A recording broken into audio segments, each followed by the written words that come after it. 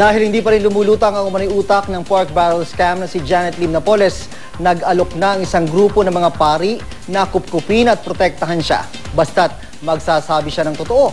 May ulat on the spot si JP Soriano. JP?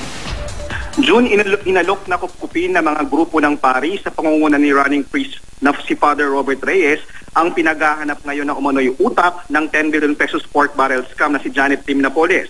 Ayon kay Reyes June, nakausap na raw niya ang iba pang pari ng simbahang Katoliko para pagkasunduan na alukin si Napoles na kupkupin siya para matiyak ang kanyang kaligtasan. Pinag-iingat ni Reyes si Napoles dahil sa kanyang palagay, nasa peligro ang buhay niya kung totoo ang mga ibinibintang sa kanya na sangkot siya sa scam. Pero paglilinaw ni Reyes, kailangang magsabi ng totoo ni Napoles at isiwalat lahat ng nalalaman kung sakaling lalapit siya sa mga pari. Poprotektahan daw nila si Napoles hanggat sa kanilang makakaya.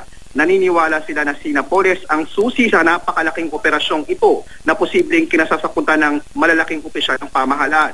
Nauna nang itinanggi ni Napoles ang pagkakadawit sa pork barrel scam.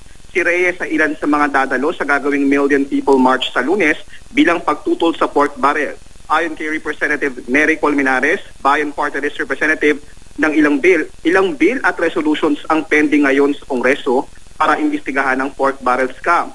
Nakulangan din si Colmenares sa naging pahayag ng Pangulong Aquino kaugnay sa pork barrel kahapon.